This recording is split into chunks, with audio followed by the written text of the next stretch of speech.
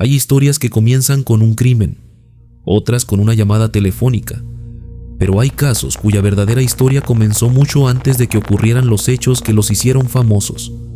Este es uno de ellos. Para entender esta historia, hay que regresar al México de 1990.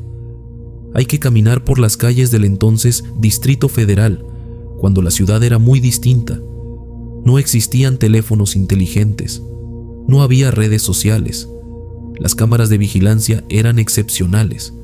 Si alguien desaparecía, la noticia tardaba horas en llegar a la mayoría de la población. Los rostros de las personas perdidas aparecían impresos en hojas pegadas en postes, mercados y estaciones del metro.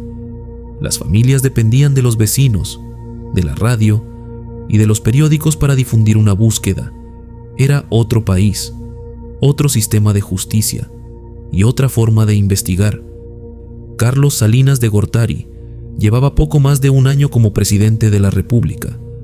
El país atravesaba una etapa de profundas transformaciones. Durante finales de los años 80 y principios de los 90, comenzaron a acumularse denuncias sobre detenciones arbitrarias, abusos de autoridad y presuntos actos de tortura cometidos por corporaciones de seguridad. La confianza de una parte de la sociedad en las instituciones encargadas de investigar los delitos empezaba a deteriorarse. Se veían artículos internacionales, como el informe titulado Human Rights in Mexico, A Policy of Impunity, un documento que analizaba diversos casos de violaciones a derechos humanos y advertía sobre problemas estructurales relacionados con la impunidad y el uso de la fuerza por parte de algunas corporaciones. No hablaba del caso que estás a punto de conocer, pero sí retrataba el ambiente institucional de aquellos años. Ese mismo año nació oficialmente la Comisión Nacional de los Derechos Humanos. Su creación respondió al creciente interés por revisar la actuación de las autoridades y ofrecer un mecanismo de investigación. Nadie imaginaba entonces que poco tiempo después, uno de los expedientes que llegaría a ese organismo tendría como protagonista a un joven de 19 años, llamado Ricardo López Juárez. Mientras tanto, la Ciudad de México seguía con su ritmo cotidiano. Los vendedores abrían sus puestos desde temprano. Los microbuses recorrían avenidas abarrotadas. Los niños caminaban a la escuela. Ese es el escenario donde se desarrolla esta historia, en una colonia ubicada al norte del Distrito Federal, Nueva Atzacoalco. Era un barrio de clase trabajadora. Sus calles estaban llenas de pequeños comercios, talleres, mercados y parques donde los niños todavía podían pasar la tarde jugando. Los vecinos se conocían por nombre.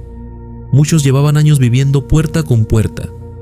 Era el tipo de colonia donde las familias se saludaban al salir de casa y donde los niños recorrían varias calles sin que eso pareciera extraordinario. Entre esas familias se encontraba la de Jesús Israel Jiménez Valderrama, un niño de 10 años, que como cualquier otro pequeño de su edad, su vida giraba alrededor de la escuela, los juegos y su familia. Nada hacía pensar que su nombre terminaría apareciendo en expedientes judiciales, periódicos nacionales y noticieros. Fue el martes 20 de marzo de 1990, cerca de las 10 de la noche, cuando el abuelo de Israel, Jorge Valderrama Martínez, se alertó por una llamada que lo hizo correr al domicilio de su hija, la señora María del Pilar Valderrama Lu, quien vivía con Israel y sus 4 hermanos en la casa número 821 de la calle 311, en Nueva Atzacoalco, y cuyo esposo trabajaba desde hacía tiempo en Estados Unidos. Al llegar a su domicilio, el señor Jorge preguntó por su nieto, que aunque a veces se ausentaba para visitar la casa de su tío Mario Alberto Valderrama, esta ocasión no había sido el motivo de su aparente ausencia, ya que la llamada le había advertido del secuestro del pequeño, por el que se pedían 10 millones de pesos para soltarlo. Fue entonces cuando la desaparición dejó de ser un asunto familiar y se convirtió en una investigación oficial. La Policía Judicial del Distrito Federal recibió el reporte. Los primeros agentes comenzaron a reconstruir los movimientos conocidos del menor. Hablaron con familiares, con vecinos, con personas que afirmaban haberlo visto por última vez. Cada declaración podía convertirse en una pista. Pasaron las horas y fue hasta la noche del día siguiente que la familia volvió a ser contactada para pactar la entrega. Sin embargo, Mario les informó a los plagiarios que no tenían tanto dinero, por lo que se acordó pagar tan solo 5 millones de pesos y se estableció hacer el intercambio esa misma noche, pidiendo a la familia no decir nada a nadie o habría consecuencias. 15 minutos después, Mario estaba dejando la bolsa con el dinero en el lugar acordado, en la avenida Eduardo Molina, calle 311. La policía estaba lista para actuar de inmediato. Tan solo unos minutos después, el teléfono sonó nuevamente. Una voz reclamó por haber acudido a la policía, asegurando que uno de sus hombres había sido perseguido. A pesar de esto, lograron disuadir al hombre, que acordó contactarlos e intentar una vez más, pero advirtiendo que si algo salía mal, el niño pagaría las consecuencias. Pasó el tiempo, pero la familia no recibió más llamadas. Era evidente que el trabajo de la policía tampoco había funcionado, pero tenían una nueva hipótesis. Los responsables debían ser conocidos de la misma colonia. Habían transcurrido ya 2 días desde la desaparición, y el subdirector de la Policía Judicial Capitalina, Octavio Estrafón Tescuano, sentía estar más cerca de resolver el caso. Fue aquí cuando apareció una sospecha. Ricardo López Juárez, un joven de 19 años, que vivía solo en una vecindad al costado de la casa de la familia Valderrama, hacía tan solo unos meses. Ricardo, que había ejercido el oficio de hojalatero, que le enseñó su padrastro José Orozco, era también bombero y soldado, pero ahora lavaba carros en un local en la avenida Francisco del Paso y Troncoso. En su rutina, solía ir a comer a la fonda de su madre, Guadalupe Juárez, donde también atendía a su tía Silvia. El joven pagaba de sus propinas el cuarto que rentaba y ayudaba a mantener a sus 2 hermanos menores. Le gustaba jugar fútbol y los días que descansaba, jugaba con los niños de la colonia, con quienes había formado un equipo con el que practicaban cerca del Gran Canal. También usaba su tiempo libre para visitar a su novia Remedios, por lo que la noche del 21 de marzo se quedó a dormir con ella. Fue a su regreso a la vecindad, el momento en el que, al disponerse a abrir la puerta, fue subido a la fuerza a una patrulla, donde con uso de violencia lo trasladaron a la delegación Gustavo A. Madero, donde con torturas le hicieron firmar hojas en blanco y lo encerraron. Unos días después, en la fonda, su mamá, su tía y su tío Francisco sufrieron el mismo acto. Hay un momento en muchas investigaciones en el que todo parece encajar. Un nombre aparece, un rostro, un posible responsable. Pero también existe otro momento, mucho más peligroso, cuando la necesidad de encontrar respuestas comienza a imponerse sobre la obligación de buscarlas correctamente. No fue sino hasta el día 28 de marzo que Ricardo se enteró, al ser presentado en la oficina de prensa de la Procuraduría, que era acusado del secuestro de Israel Jiménez, a quien supuestamente mediante engaños había metido en un bote de tamales, y que al no poder hacer el cambio por el dinero, decidió deshacerse de él, tirándolo en las aguas negras, siendo testigos 2 niños de la colonia. A esto se le sumarían 2 pruebas: pedazos de una sábana que habría usado para amarrar al niño, y una bolsa de pan y envases de refresco que habían sido alimento de Israel. Un mes después, el 28 de mayo, Álvarez Palacios, en compañía de 4 agentes, llegó al domicilio de Guadalupe López, en calle Ejidal 54, donde la detuvieron con su hermana y su esposo para llevarlos a la delegación, pero antes robaron pertenencias de su casa, como una televisión, una videocasetera, una cámara, juguetes nuevos y una grabadora. 5 días después serían liberados.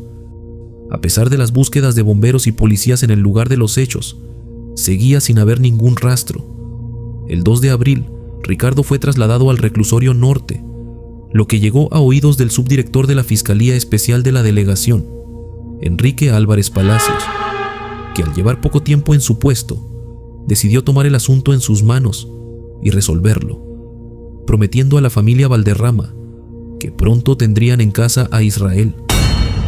María del Pilar tenía dudas sobre la culpa de Ricardo, lo que se reforzó cuando los niños que habían sido supuestos testigos de todo le mencionaron que habían inventado su testimonio.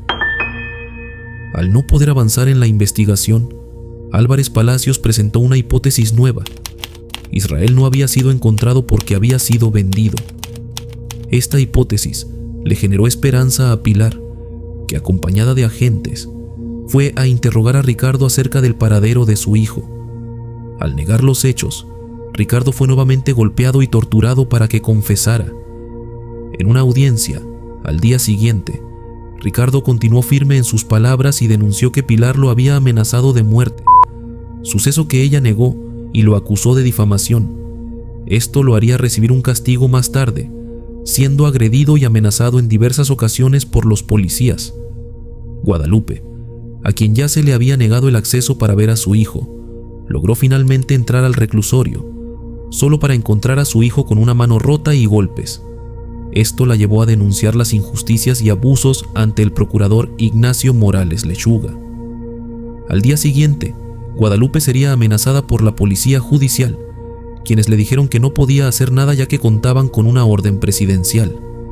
El 2 de junio, Álvarez Palacios solicitó al director del reclusorio, el militar Virgilio Miguel Gallardo Coria, un permiso para llevarse a Ricardo a Acapulco, donde tenía la teoría que estaría el niño.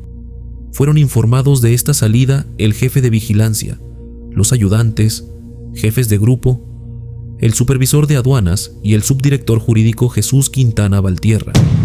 Aún así, esta salida sería sin permiso oficial, por lo que ningún presente debía decir nada. En el trayecto, Ricardo fue golpeado en varias ocasiones y torturado con agua mineral con chile en la nariz. 5 días duró la salida en la que le exigían confesar el nombre del extranjero, a quien aseguraban había vendido a Israel. Al no conseguir nada, regresaron al reclusorio y las autoridades decidieron buscar más opciones. Días después, el padrastro de Ricardo fue subido a una patrulla mientras caminaba en la calle, donde los policías buscaron obtener una confesión, asegurando que su mujer ya había hablado y lo señalaba de tener el dinero de la venta de Israel.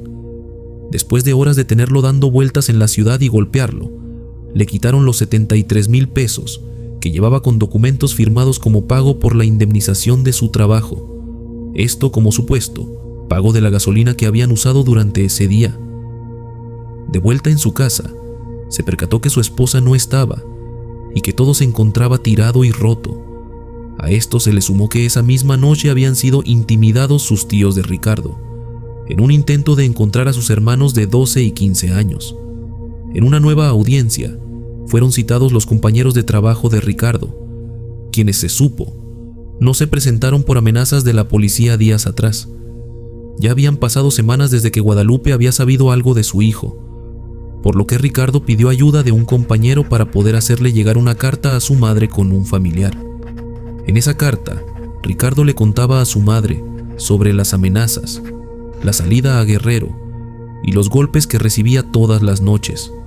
No fue sino hasta varios días después que Guadalupe pudo leer la carta que había sido dejada bajo la puerta de su domicilio, ya que habían dejado su casa después de las agresiones que habían sufrido y la amenaza de que mientras menos viera a su hijo, sería mejor para él.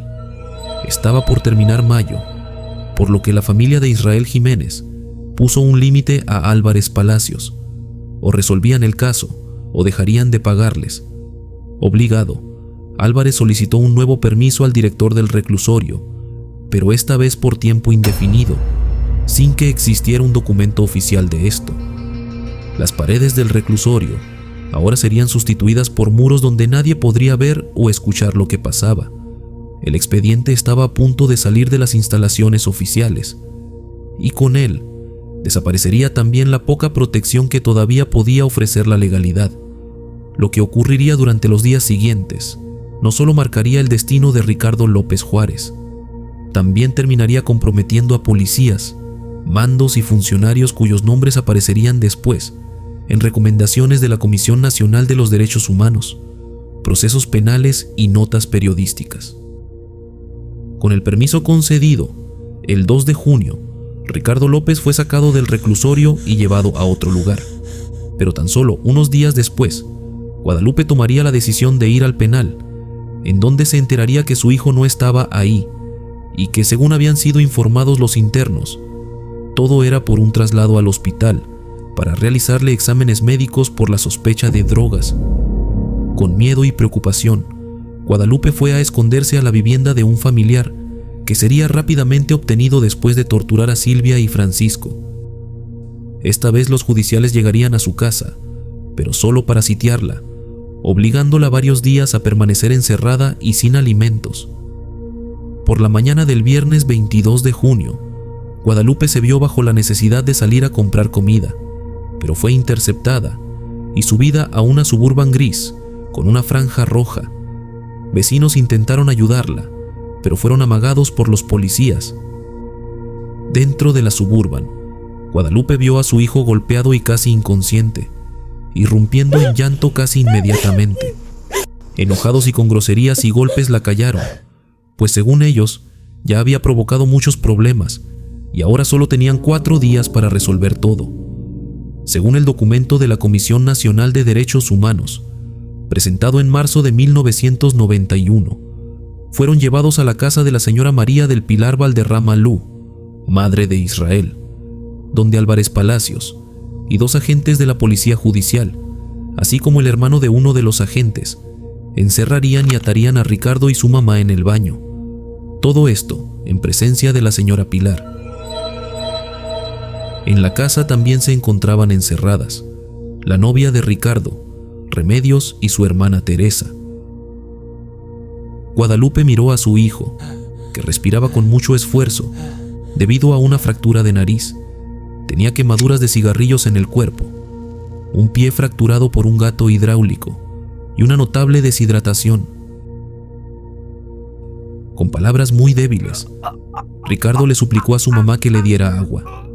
Guadalupe mojó un periódico que estaba en el lavabo y lo puso en la boca de su hijo, pero fue descubierta por un agente que procedió a golpearlo con un tubo en las rodillas.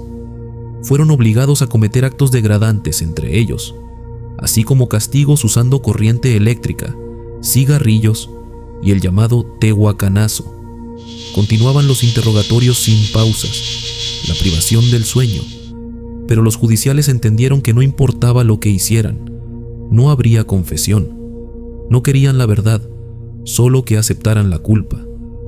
Así transcurrió hasta el 23 de junio.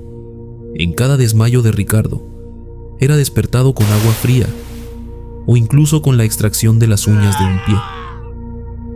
Ese día estuvo presente en la casa Álvarez Palacios y el comandante de la policía, Mario Coronado, y tomaron la decisión de parar y dejar a Guadalupe bajo amenazas de guardar silencio. Fueron subidos a la Suburban, propiedad de Palacios, y tomaron rumbo al norte.